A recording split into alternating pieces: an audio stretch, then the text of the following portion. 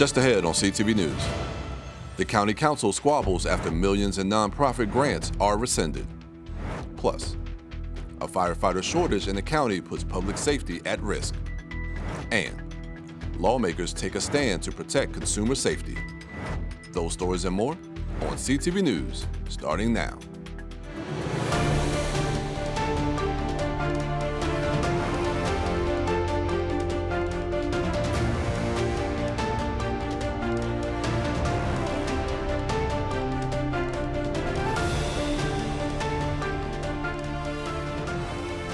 Good evening. This is CTV News for May 14th. I'm Mariah Jalad. And I'm Marquette Shepard. Thanks for joining us.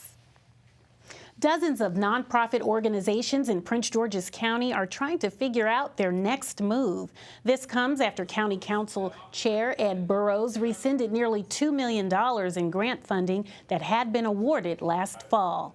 The grants were approved by then Chair Jolene Ivey, but according to Burrows, 70% of the money was awarded to nonprofits in only 3 districts, including District 5, where Ivey lives, which received more than $500,000. Burrows District 8 received about $100,000 in grant money.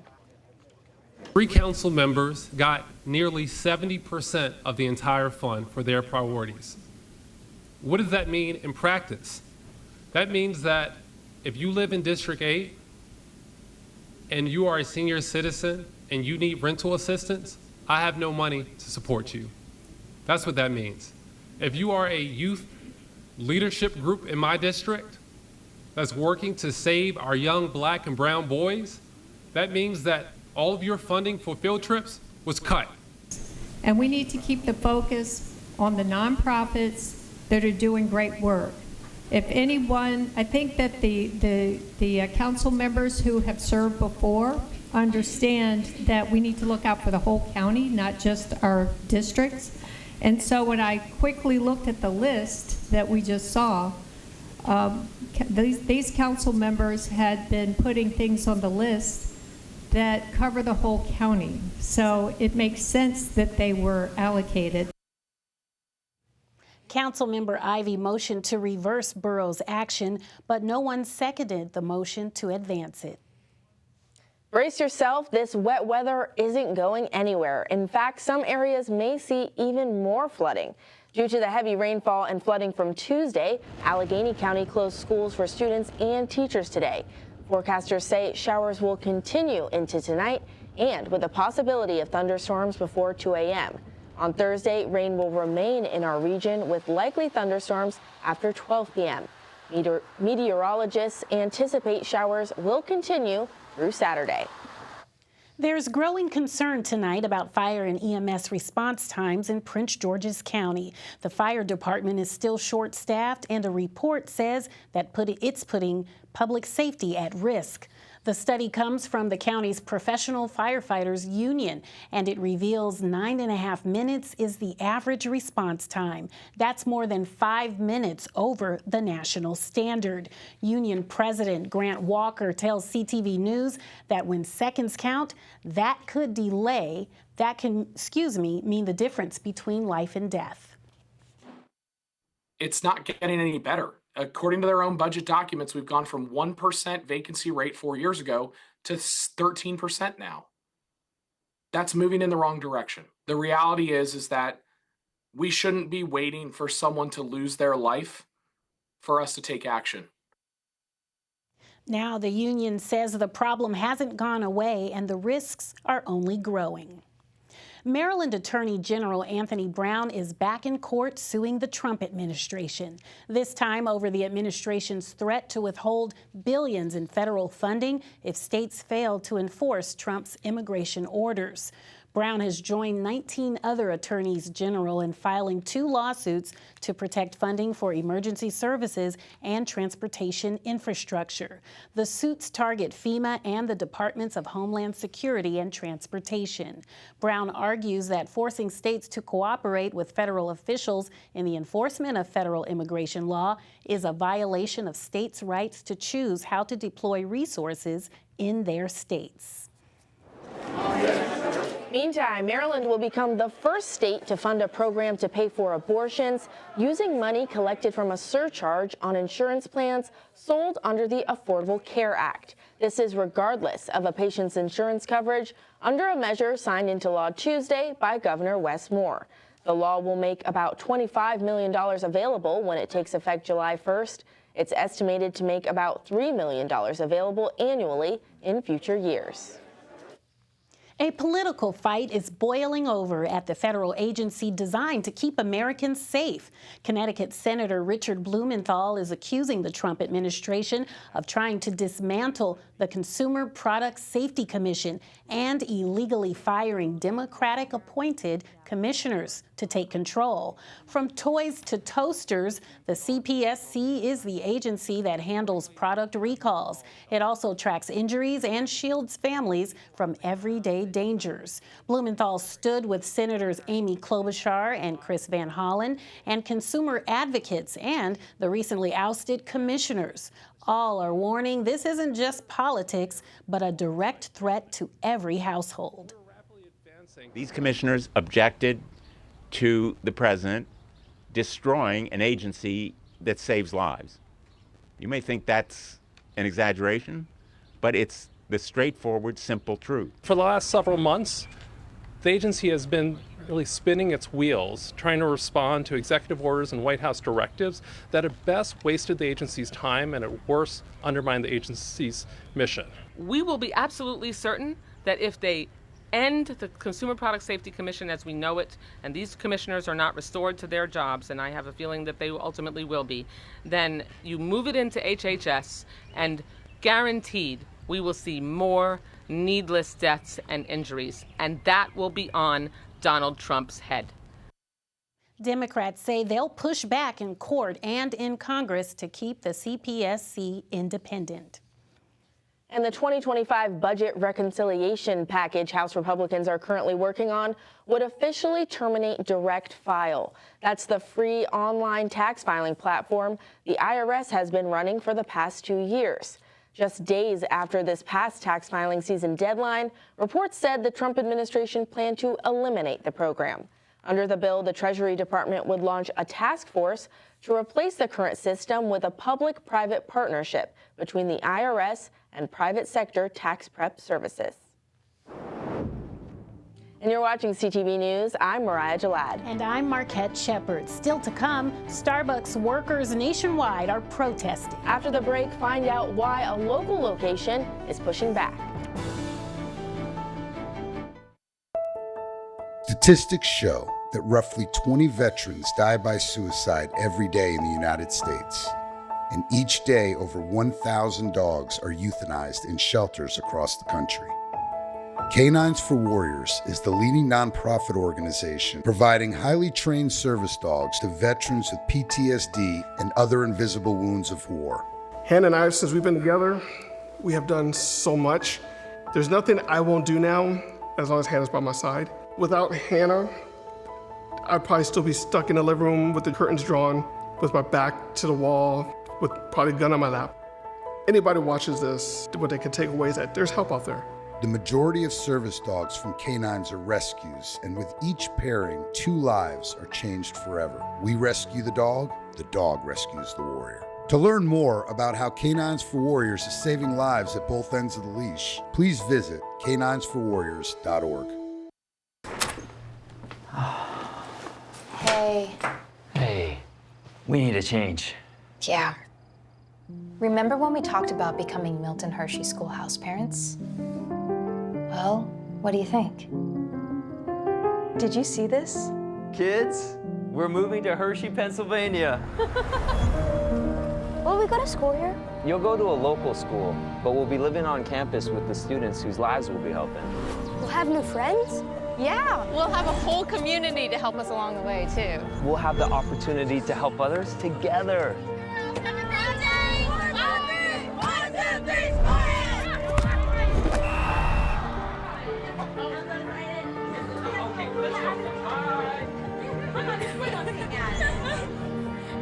It's a career unlike any other, where family is part of the experience.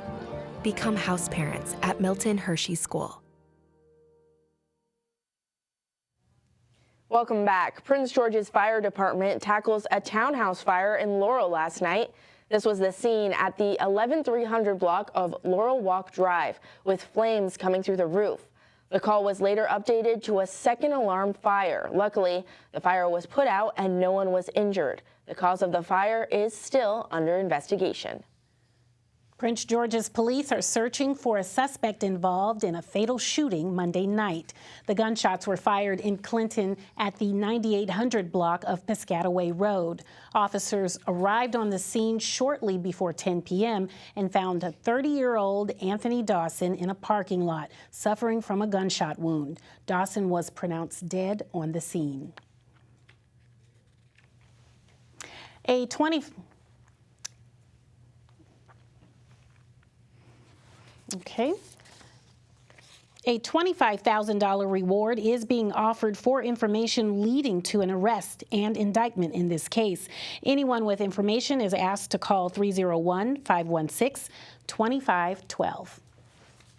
And a lawsuit over a tragic crash near an elementary school will move forward. On May 3rd, Circuit Judge Crystal Alves rejected motions to dismiss the case. Those motions had been filed by both the county and the Board of Education. The suit was brought by the parents of 5-year-old Sky Sosa and 10-year-old Shalom Joy Mba, two young children who were walking to Riverdale Elementary last November when they were hit and killed in a crosswalk. The driver pled guilty to criminal charges and will serve 4 months in prison. But the families are now suing the county, alleging wrongful death, saying there was no crossing guard present at the intersection in front of the school. No new taxes, but a big commitment to education. Montgomery County leaders say they found a way to fund nearly all of the school system's budget requests without raising income or property taxes. Under the plan, $50 million in one-time reserve funds from a retiree health trust will be used over 2 years to help balance the $3.6 billion budget request. We need to plan for the future, as we are also budgeting for today. And this plan moving forward provides the flexibility to MCPS as it looks to plan for its future and fund its next year. And it also allows us here in the county to plan for our future. Though this is a far from perfect solution, this fiscal move does use available reserves to bridge this moment of fiscal uncertainty while we work to find a sustainable path forward. We now must continue to assess our needs and develop a thoughtful plan about what we do next. This moment is the testimony that when we have true collaboration and leadership, we can move forward together. The council still needs to approve the budget, but officials call it a promising path forward. And Starbucks workers in College Park walked off the job Monday, striking outside the Route 1 and Knox Road store.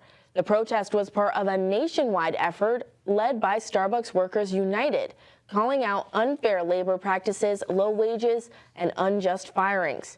Workers also pushed back against a new dress code they say could create extra financial stress. Many of the employees there are students at the University of Maryland, balancing school and work as they demand better conditions. Well, grab your sneakers. A mental health walk geared toward young people is set for this weekend. The City of Bowie's Youth and Family Services with Bowie High School will host a 2K mindfulness mental health walk this Saturday, May 17th. The walk, which will start at 10 a.m. and last until 2 p.m., will take place on the high school's track and field. The event also coincides with May being Mental Health Awareness Month. Organizers say this is the second year it has put together this walk. We want to bring awareness and stigma to mental health, and especially teens and young adult mental health challenges. So the walk is all about mental health and mindfulness. Wellness. So there'd be different signs along the way that tell you how to take care of yourself physically, mentally, spiritually, and just overall mental well-being. City officials want to remind Bowie teens that they are not alone and that support is available through the city's Youth and Family Services. Well, Maryland finally has an official state mineral after Governor Wes Moore signed a bill designating chromite as the new state symbol. Chromite was first discovered in Baltimore County in 1808 by Isaac Tyson Jr., who went on to found Baltimore Chrome Works, the first plant in the nation to manufacture chromium chemicals. The bill will go into effect June 1st. The Senate version of the bill was amended to also make Orange Crush the official state cocktail. The mineral and cocktail join 24 official state symbols, including a state dinosaur, state exercise, and state dessert. And still to come on CTV News, if you're looking for a new friend to bring into your family, well, stay tuned. Our Pet of the Week is coming up. Back in a moment. Okay, here we go, Daisy. Today's the big day. First day on the job. Time to paint the town purple. Maybe I should have gone with a cape. Nah, too dramatic. This vest says professional and dependable. Spot on for a service dog. I hope my human likes wet kisses and zoomies. 2 years of training, hard work, and fun. Now it's time to put it all into action. If I can handle that big horse, I can handle anything. Especially with this tie. Okay, Ty, let's show them our true colors. Wait, what shade are you? Plum? Grape? Oh, doesn't matter. I'm ready. All right, let's do this. Discover how extraordinary dogs like Daisy change lives at no cost to the recipients. Visit dogsinc.org.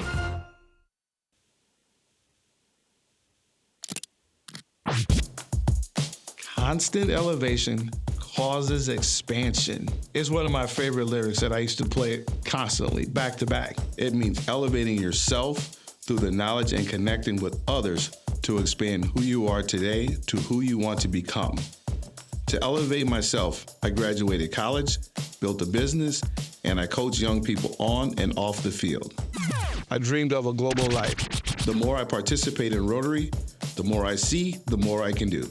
I have a network of people who share my passion and build on my ideas, but they also expand my thinking. I can help my community, but now I can help communities across the globe. It makes my local projects better, my reach wider. With Rotary, I have a global life.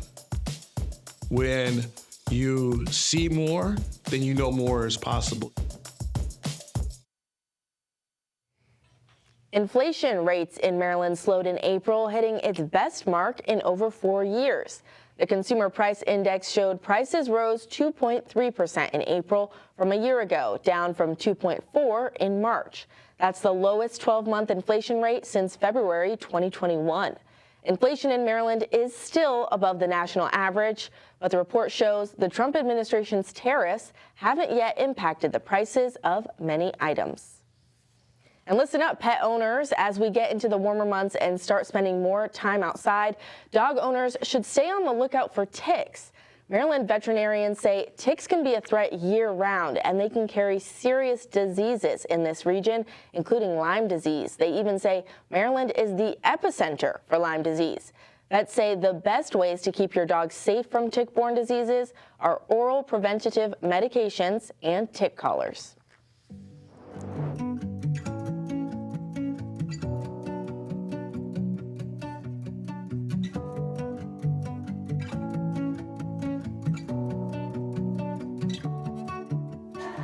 It's time for our Pet of the Week. Meet Leona. She's a 2-year-old brown lionhead rabbit. She's been at the shelter since the 3rd of this month, and animal management says that Leona is ready to hop her way into her forever home. She eats Timothy hay. She also eats a little bit of pellets. She also likes vegetables, such as romaine lettuce. She prefers a more quiet environment just because rabbits, they spook very easily. So a more quiet environment would be beneficial for her. She's been here for a little over 2 weeks now, and she's just looking for her forever home. She's very sweet, and is just looking for that nice home to relax and play in. If you would like to adopt Leona or any of her hopping friends, call Animal Management at 301-780-7200. If you own a Siri-enabled device, including iPhones, MacBooks, and Apple TVs, listen up. You may be eligible to file a financial claim as part of Apple's $95 million settlement over allegations that the voice assistant eavesdropped on their owners. The settlement stems from a lawsuit filed in 2021 by consumers who alleged Siri listened to their conversations, then shared those discussions with third-party businesses, which in turn began marketing products to them. People who owned Siri-enabled iPhones and other Apple devices between September 2014 and December 2024 are eligible to file a claim. The settlement's final approval is set for later this summer.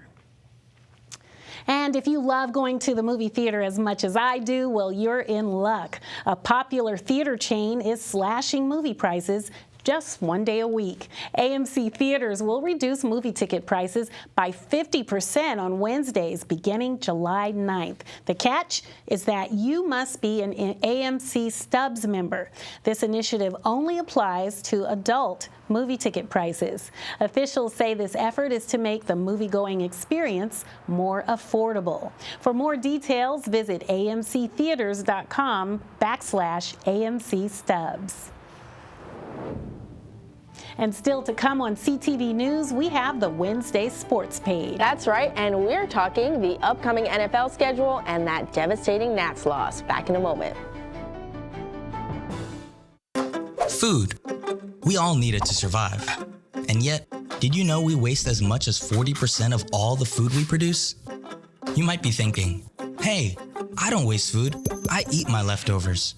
But did you know you might be part of the 75% of Americans who think they waste less than they actually do?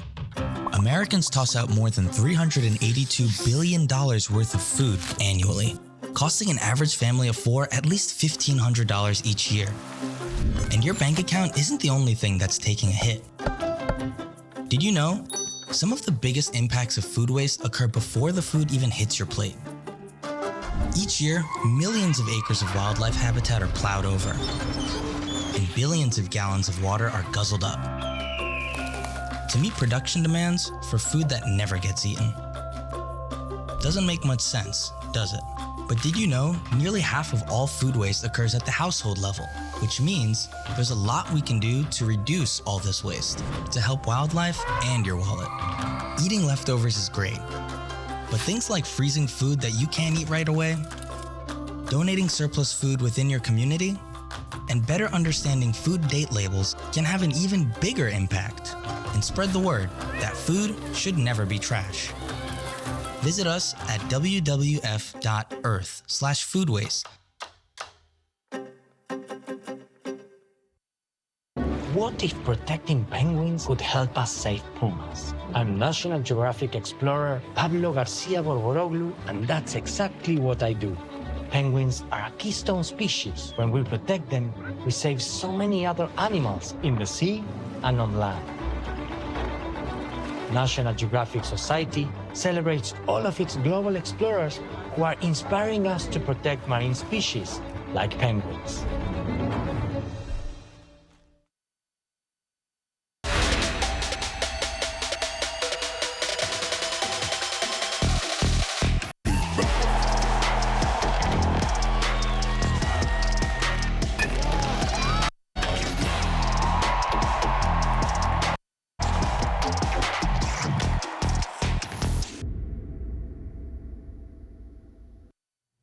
All right, we begin sports today with the University of Maryland basketball team. The Terps signed Spanish guard Guillermo Del Pino, the 9th player signed under new head coach Buzz Williams. Del Pino brings international success and experience to College Park. The 6'5" guard was named the 2023 MVP of the FIBA Under-16 European Championship. And football fans, get ready. The much-anticipated NFL schedule release is finally here. The Washington Commanders will take on the Miami Dolphins in the first-ever NFL game played in Madrid, Spain. The big game will take place on Sunday, November 16th. And the Baltimore Ravens will play big-time road games this year against the Buffalo Bills, the Kansas City Chiefs, and the Green Bay Packers. And sticking with the Baltimore Ravens, the team confirmed that safety Ardarius Washington suffered a torn Achilles during off-season workouts on Monday. Washington had a breakout season last year when he was inserted into the starting lineup midway through the season. He's likely to miss most or all of the 2025 season. But we do have some good news for you, Ravens fans. Running back Derrick Henry signed a 2-year, $30 million extension today, making it the largest contract for a running back over 30 years old in NFL history. The Ravens acquired Henry last offseason, where he set multiple franchise records in his first season with the Purple and Black. And wrapping up sports, the Nats dropped another game to the Atlanta Braves last night, surrendering 5 runs to the Braves, including a home run in the 4th inning by center fielder Drake Baldwin. Shortstop C.J. Abrams finished the game with 1 home run and 1 RBI. The Nats will conclude their 3-game series against the Braves tonight at 7:30. Well, let's get a look at our 3-day weather forecast. Tonight, showers and thunderstorms are expected through the evening. Tomorrow, more showers and thunderstorms are on the way after 5 p.m. It'll be 79 degrees. Friday, the rain isn't letting up. We'll have a high of 85 and a low of 68. Saturday, a high of 86, and the rain should wrap up before noon. All right, looking forward to that rain wrapping up. And for our community calendar this Friday, the city of Bowie is hosting a dedication ceremony for the 5th annual Field of Honor. This display of 150 flags will bring the community together in a patriotic tribute to honor our heroes, as each U.S. flag represents an individual and tells a story. This ceremony starts at 7 p.m. at the Sussex Lane Park across from Bowie High School. For more information, contact 301-809-3078. And that wraps up CTV News for now. Thanks for joining us. We'll see you again tomorrow. Good night.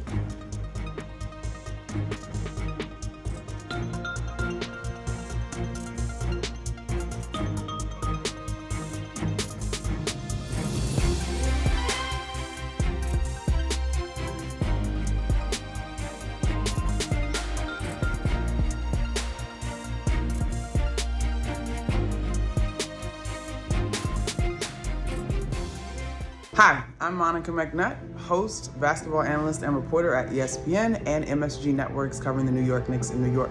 Hi, I'm Janine Samuels. I'm an evening news anchor right here in Richmond, Virginia at WTBR CBS 6, and I'm also the in-game host for the Washington Commanders. My name is Samantha Akinduro, and I am a content producer at NBC4 in Washington, D.C.